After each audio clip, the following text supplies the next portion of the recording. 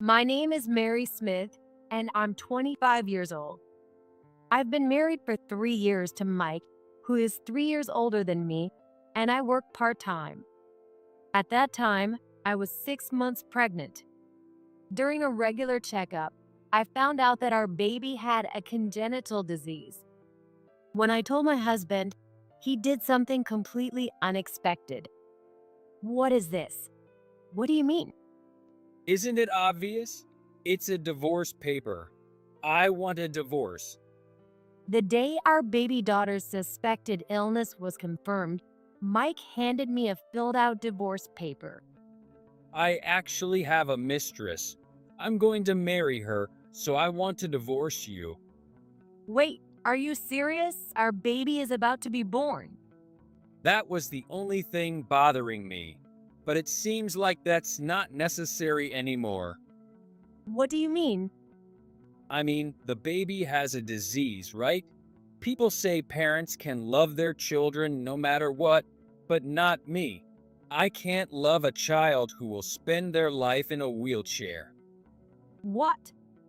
But in a way, it's perfect. Thanks to that baby, I can give you these divorce papers without any regrets. He continued to say cruel things and then left the house. Even though I tried calling him on his cell phone, he didn't answer, and I desperately went out to find him. Then I saw him near the train station. Mike, wait. I called out to him, and beside him was a woman about my age, and she was clinging to his arm. Why? You're really desperate to follow me this far. No need to hide it anymore. Let me introduce you to my fiancée. You can probably guess who she is. It's been a while, Mary. The mistress clinging to his arm was my high school best friend, Jessica. I didn't mean to steal him, but it just happened naturally. Sorry, Mary. By the way, Mike told me. The baby really is sick, huh? How unfortunate. Being sick before even being born. It might be tough alone. But hang in there, I'm rooting for you. Jessica, you. Don't give me that scary look.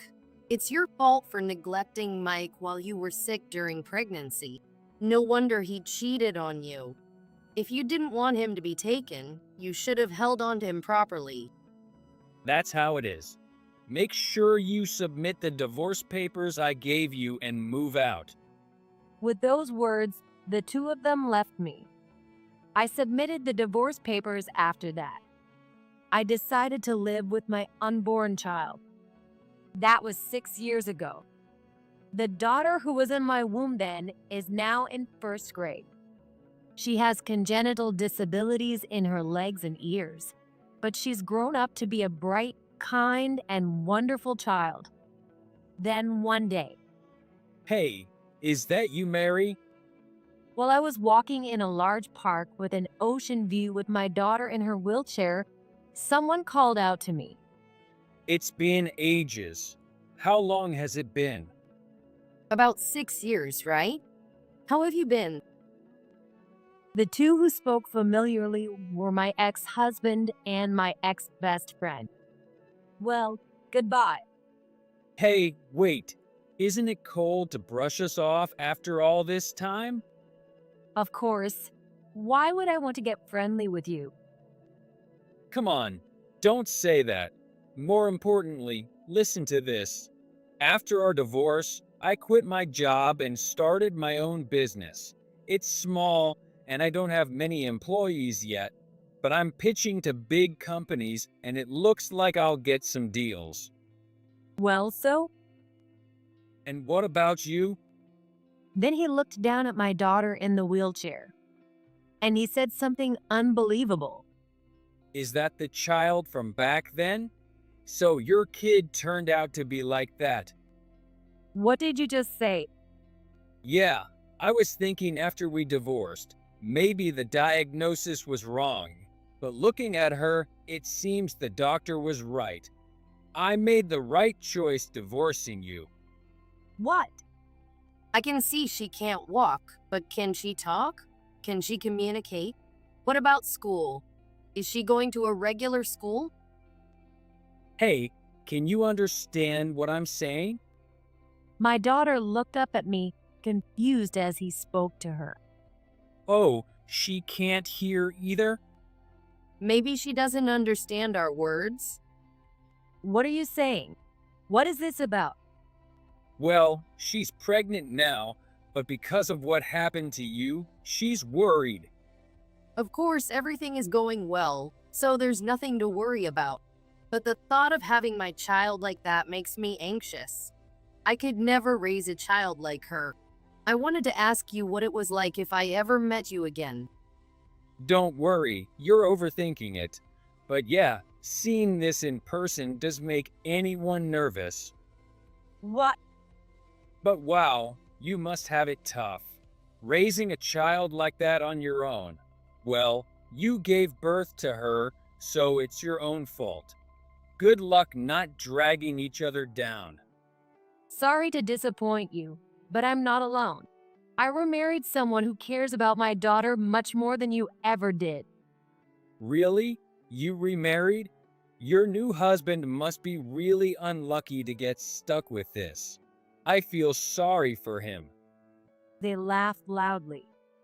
Seeing them laugh, my daughter smiled brightly too, thinking it was just a joke.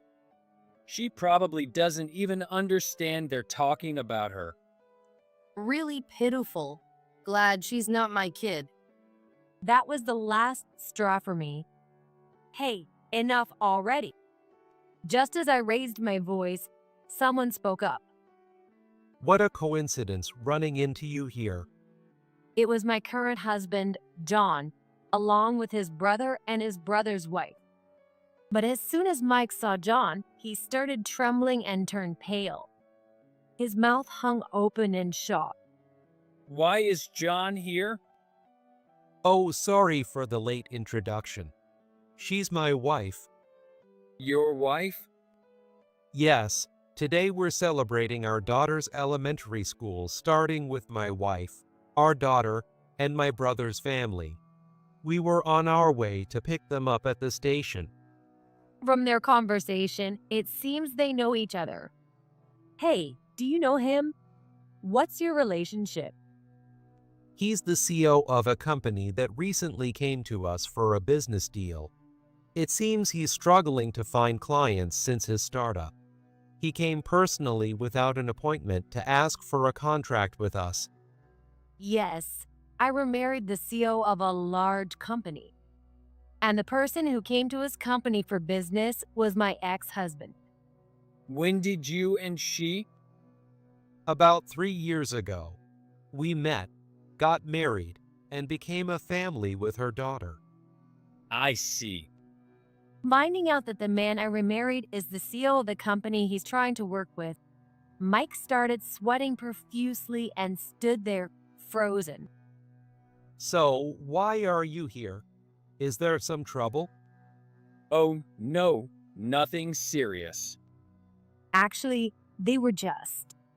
Hey, wait a minute. What? Well, you don't have to tell him. It's just some casual talk. Casual talk. That? Are you sure there's no trouble? No, it's nothing like that, right? Yeah, nothing serious at all. If it's nothing serious, then it's fine to talk about, right? Or is there something you don't want him to know? That is. Ignoring the two who fell silent at my words, I told John everything about my relationship with them and what they had just said. John's expression changed immediately, and he glared at Mike. Is what she said true? Oh, well, that is, I see. Then we need to discuss this further. John then knelt down to my daughter's eye level and spoke to her in sign language as he usually did. We have a little more to talk about with these people, so can you go ahead to the restaurant with your uncle and aunt and wait for us? My daughter read John's signs, nodded, and conveyed to the in-laws that we'd be late. She smiled at the two and left with John's brother and his wife. Mike and Jessica stared in shock. We could tell exactly what they were thinking. My daughter is truly amazing. At just 6 years old, she's so mature that my wife and I rely on her. She's positive about her situation and always kind and polite to everyone. She's our pride and joy. So why did you say such horrible things to her? What were you thinking? That. I'm really sorry. I had no idea John had remarried Mary, and I said such things. So they deeply apologized to us. But John, clearly furious at their insults to our daughter, continued in a calm but stern tone. Why do you mention my name in your apology? The people you should be apologizing to are my wife and daughter, not me. Well, that's... If you truly felt sorry for them, you wouldn't be mentioning my name. You're only sorry because you realized my wife's new husband is someone important to you. No, that's not. And what were you thinking, speaking like that in front of my daughter? She's your daughter too. How could you say such awful things? I didn't mean... Is that what you wanted to say to your ex-wife who you saw for the first time in 6 years? What on earth did you want to do? You wanted to feel superior, right? To look down on and insult my wife and daughter to show how happy you are now. That's why you hurt them. No, that's not it. Yes, it is.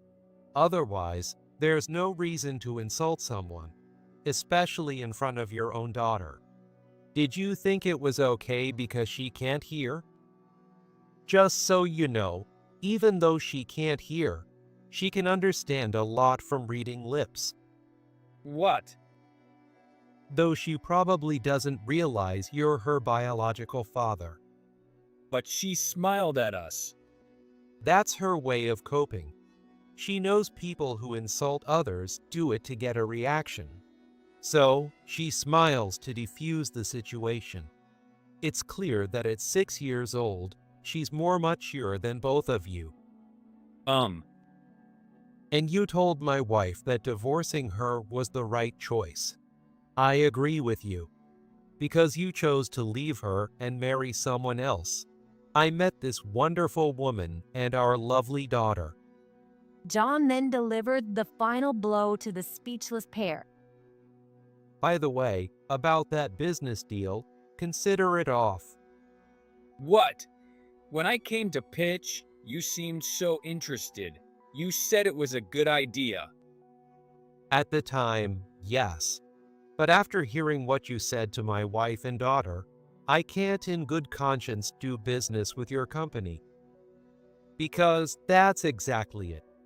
Who would want to contract with a company whose top executive easily insults people? A person who can't show empathy or respect has no business leading a company. Let me be clear. There's no benefit for us in contracting with your company. In fact, it would be a disadvantage. Hearing those words, Mike became furious. His face turned bright red as he snapped back.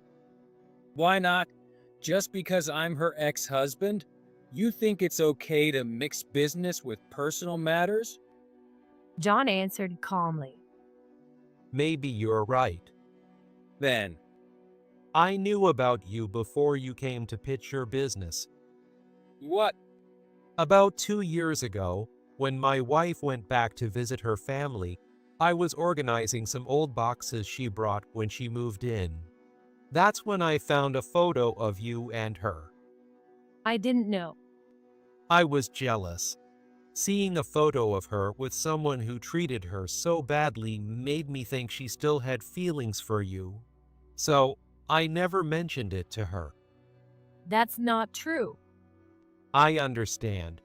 You kept one photo in case our daughter wanted to know about her biological father, right? But I couldn't forgive the man in that photo.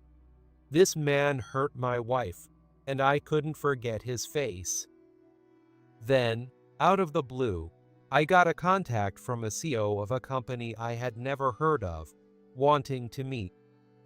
When I saw it was you, I almost turned you down on the spot. But as you said, business and personal matters are separate. So, I decided to hear your presentation, and honestly, it was better than I expected. I thought it might be worth considering if there was potential for future growth. But I couldn't get past what you did to my wife and our unborn daughter, so I asked to put it on hold.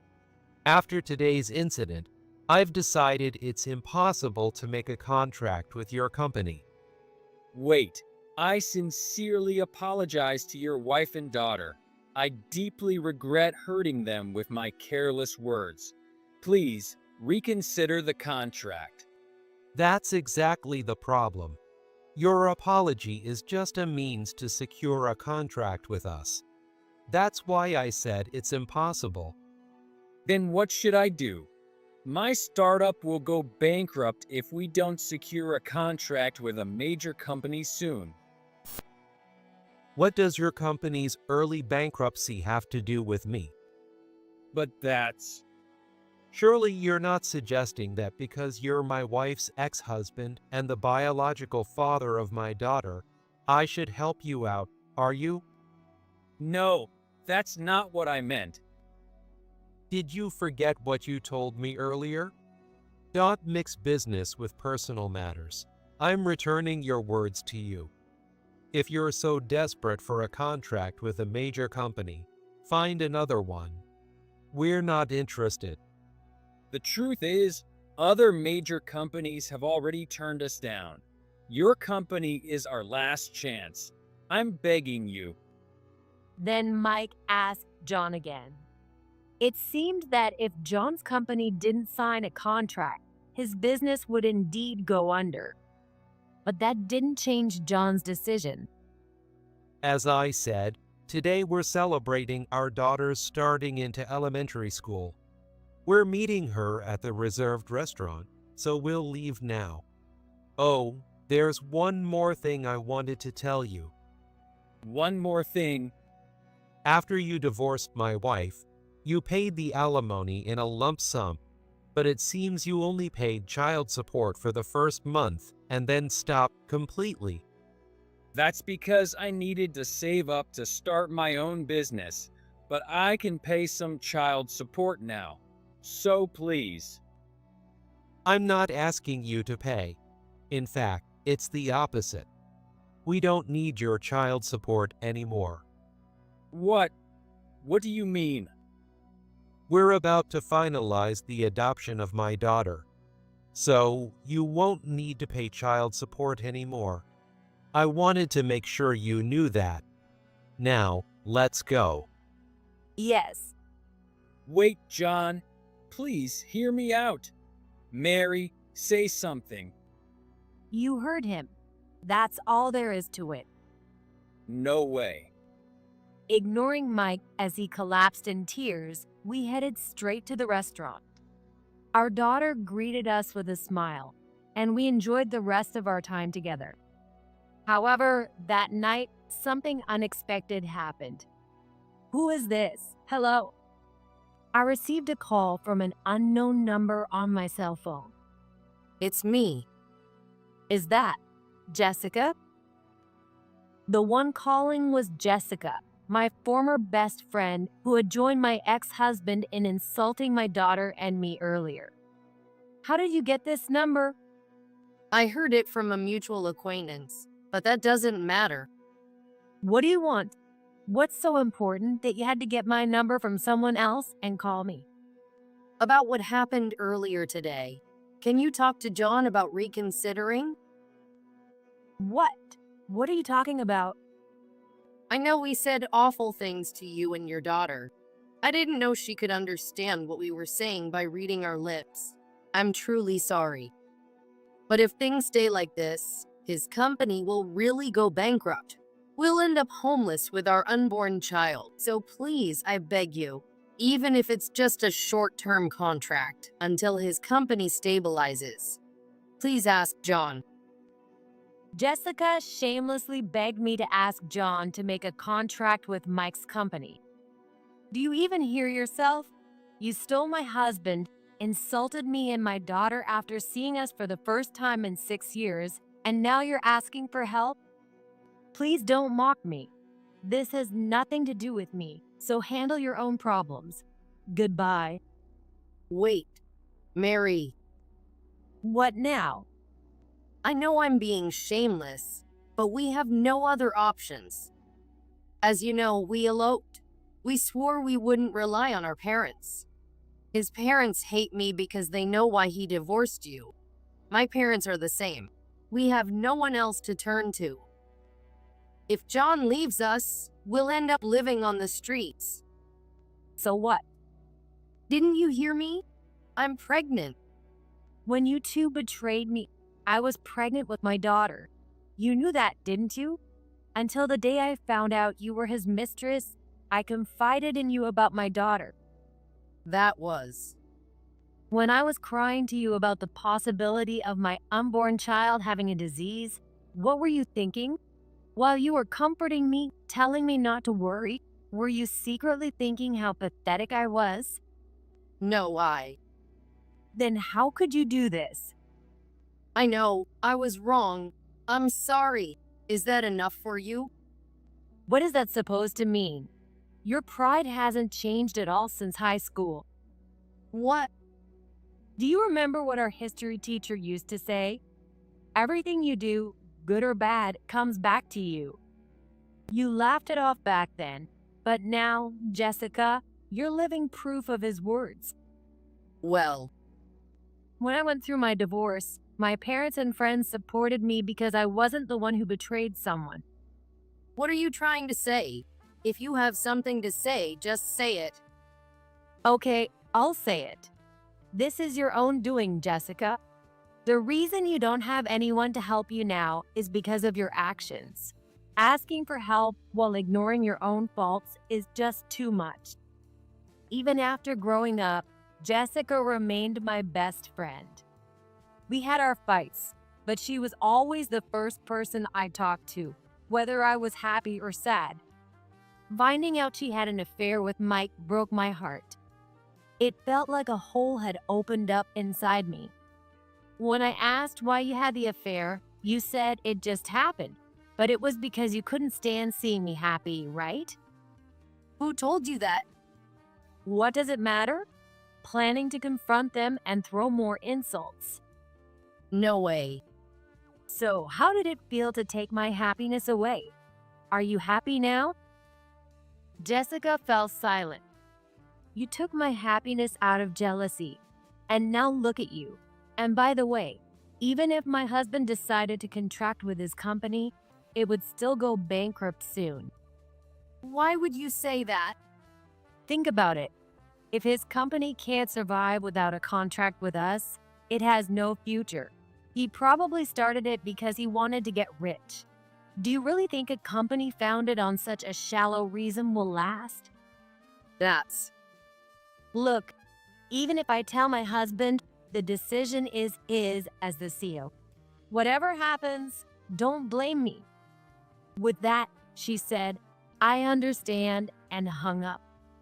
But I didn't need to tell my husband about it. He had been listening to the conversation while I was on the phone. So, what do you think? Are you going to contract with Mike? Of course not. As I said earlier, we have no intention of making a deal. He might try to pitch to other companies, but I doubt any major company would contract with him. What do you mean? His presentation wasn't bad, right? Shouldn't there be other companies willing to contract? That's what I thought too. But after that, I looked into his company and found out it's already in serious financial trouble. They started with very little capital. Capital. Capital is the money needed to run a company. It comes from the founder's own money or investments from shareholders and investors.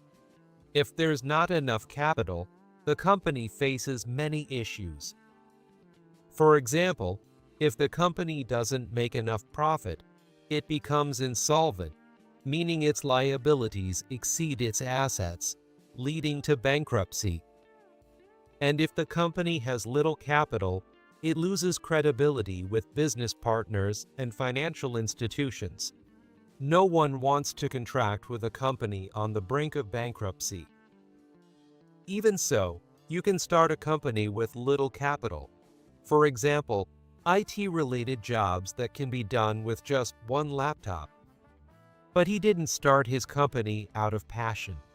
He did it for money, not understanding that his lack of capital increases the risk of failure. He probably underestimated how much he needed. John explained that my Mike's company had been in a precarious situation from the start, and no company would want to contract with them. He used to work at a major company as an elite employee, right? Yes, we met through mutual friends. He used to say, I joined a major company, but my dream is to become a CEO. Despite that, he had almost no savings and paid my alimony in a lump sum. When I heard he started a company, I wondered where he got the money. He could have borrowed from a bank, but given his situation, he probably got only a small loan or none at all. Either way, it was reckless. A few months later, it happened. It seems his company finally went bankrupt. After we turned him down, he approached other companies, but none of them were interested. Being a no-name company with little capital and on the brink of bankruptcy was part of the problem, but it was also about him. He only approached well-known, established companies. They saw through him and decided he was too risky. As expected, Mike's company went bankrupt. John said that because it went under so quickly without making much profit, Mike was likely burdened with a lot of debt. So, Jessica must be going through a tough time now. What? A few months ago, a mutual friend from high school told me that Jessica had given birth, but her baby was born with a serious illness, and now with her husband's company bankrupt and buried in debt. My prediction was spot on. According to what I heard from others, Mike and Jessica were in deep trouble with massive debts. Having no other options, they went back to their parents for help. However, the two had forced their marriage. Especially Mike's parents, who knew about my situation, were furious. There was no way they would help. So from their rundown apartment, you could occasionally hear the two of them having huge fights. It's their own fault, but the child is innocent. I hope their child can grow up happy. Yeah. As John said, adult quarrels have nothing to do with children. I truly hope their child can live a happy life.